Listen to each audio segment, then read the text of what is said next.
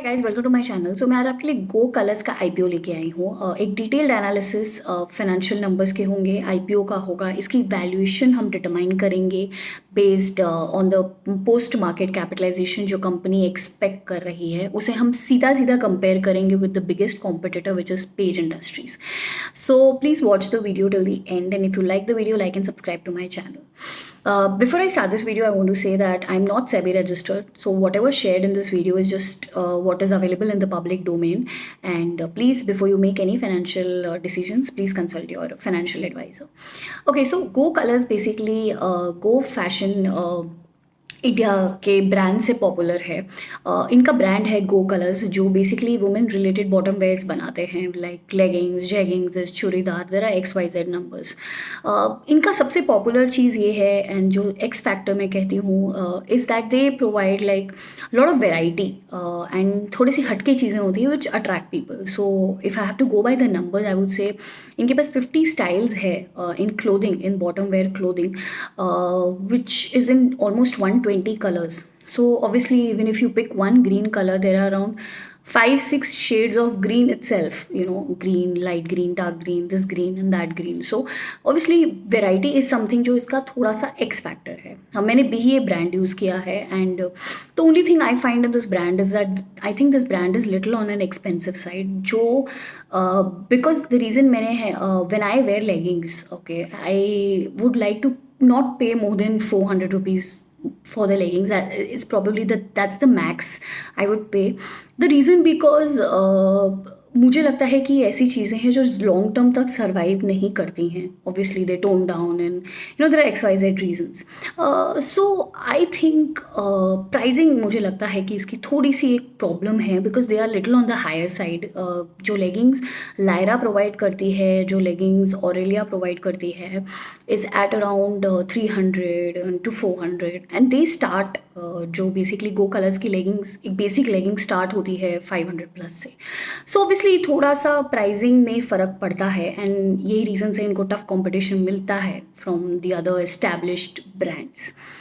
Okay, now first I start this video, I want to share कि इसके financial numbers मैं आपके साथ शेयर करने वाली हूँ। FY20 आप अपनी स्क्रीन पे देख सकते हैं, performed exceptionally well. Obviously this was before the Covid hit. FY21 the Covid hit very badly. सीधा सीधा इम्पैक्ट आया उसके नेट प्रॉफिट्स पे भी। 53 crores का net profits came down to 4, and Q1 FY22 के results were also not good. So losses increased. Obviously the sales were horrible. So this is what the position right now is. अब बहुत सारे लोग हैं जो ये सोचते हैं that how do you put a company as a benchmark. तो मैं आपको दूसरी चीज़ें आपके साथ इसके शेयर करूँगी। आपके स्क्रीन पे आपको इशू डेट्स दिख रहे होंगे। बेसिकली इशू डेट्स में मैंने आपके साथ बहुत कुछ चीज़ें शेयर की हैं। पहले तो ये 17 नवंबर को आज इसका IPO खुलने वाला है, विच विल बी टिल 22 नवंबर। आप अपनी स्क्रीन पे बहुत सारे डिटेल्स देख सकते हैं। इसका प्राइस बैंड क्या होने वाला है, इसका बिड लॉट क्या होने वाला है, इसका इशू साइज़ क्या होने वाला है। सबसे इंपॉर्टेंट चीज़ जो मैं हाईलाइट करूँगी इस पेज पे आपके लिए, वो है post issue implied market capitalisation. Please इस नंबर को ध्यान से रखिए। 3727 करोड़ का मार्केट कैपिटलाइजेशन ये एक्सपेक्ट कर रहे हैं।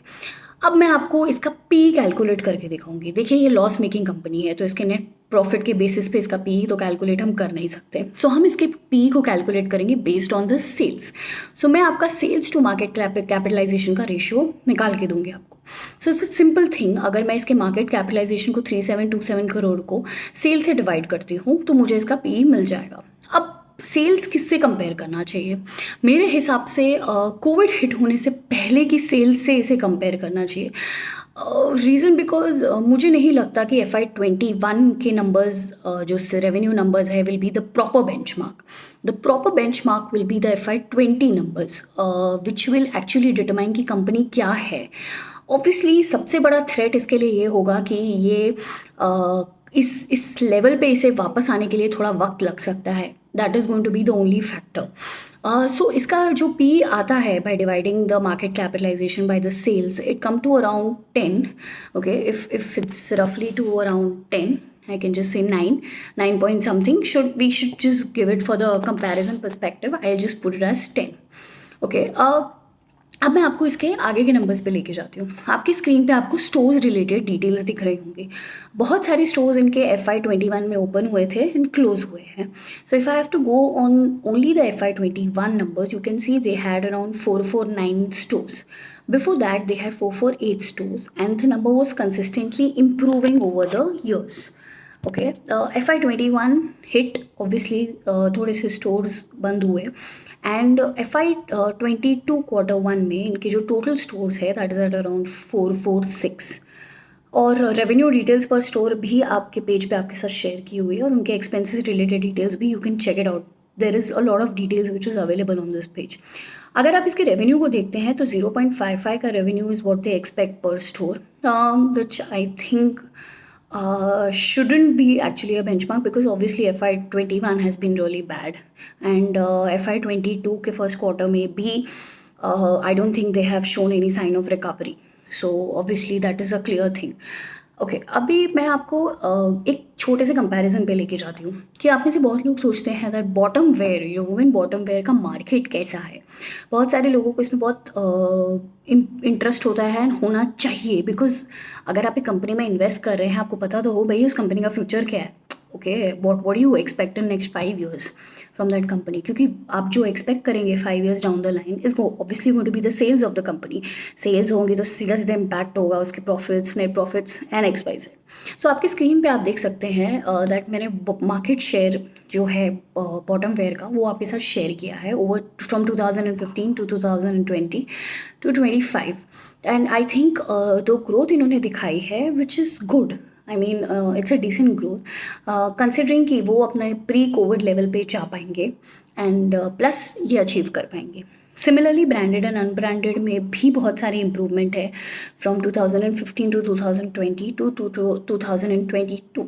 सो it's a good number and it's a good increase. अब मैं आपको लेके जाती हूँ उसके स्ट्रेंथ एंड वीकनेसेस पे.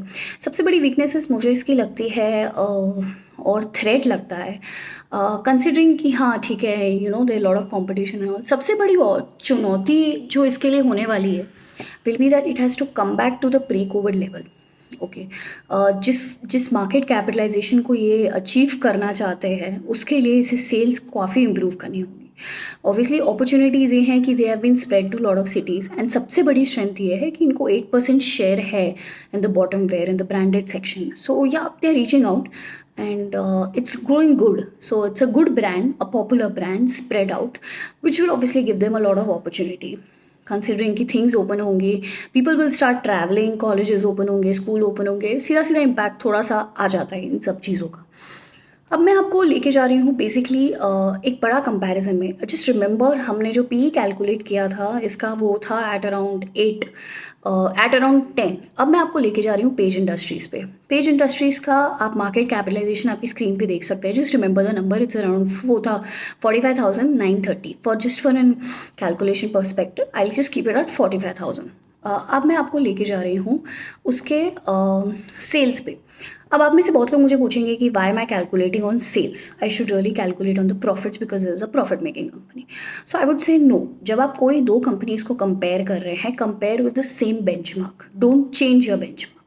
सिमिलरली जहाँ मैंने उसके FY20 के नंबर्स को कंपेयर किया था, मैं पेज इंडस्ट्रीज़ के भी FY20 के नंबर्स को कंपेयर करूँगी, और उसका PE भी एट अराउंड 15 आता है.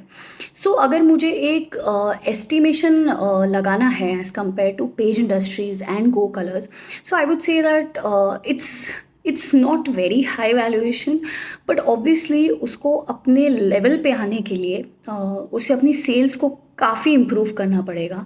अगर मैं एक्सपेक्ट करती हूँ कि वो 6 आई मीन अराउंड 12, अराउंड 8 का भी PE मल्टीपल नेक्स्ट ईयर तक अचीव कर पाए, उसके लिए भी the sales have to really go high. They have to improve a lot on that numbers. दूसरी इंपॉर्टेंट चीज़ आपके लिए जो होने वाली है वो ये है कि मैंने आपके स्क्रीन पे सारी डिटेल्स आपके साथ शेयर की हैं. ये IPO आज 17 नवंबर को ओपन हुआ है, which will be there till 22 November. So you can apply. आपको जो अलॉटमेंट होने वाली है, बेसिकली IPO की लिस्टिंग होने वाली, that's the more important thing, will be on the 30th November. If I have to say my answer, I would say that there's no harm in applying.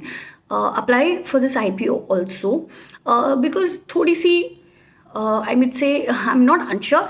I'm sure. I'm sure about applying. It's just that this company will really have to go through a lot of tests based on everything and all the perspectives जो वो दिखा रही है, जो लोगों का विश्वास आ रहा है, उन सब के बेसिस पे उसको टेस्ट पे खरा उतरना ही होगा। दूसरी इंपॉर्टेंट चीज़ मैं आपके साथ शेयर करने वाली हूँ वो है इसका। मेरा lot of people who tell me that promoters होते हैं जो बेसिकली आप में से बहुत लोगों को पता है कि कंपनी लिस्ट होती है तो प्रमोटर्स या पी होल्डर्स जो भी होते हैं वो एक अच्छा सा स्मार्ट एग्जिट ले लेते हैं।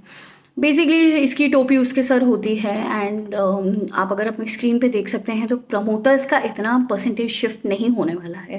That means the promoters are going to keep holding the shares also, which is a good factor. There is this company, this is family group, so इतना एग्जिट नहीं होने वाला है ऑफ द प्रमोटर्स। ऐसा नहीं है that is going to slash from 57 to 30 40 whatever, it's remaining stagnant. So that is also a very positive sign कि जो जिन्होंने कंपनी सेटअप की are really looking forward to it. So if you like this video, like and subscribe to my channel. I'll be coming out with a lot of videos. I'll be sharing my Telegram channel link also. If you have any queries, you can reach out to me.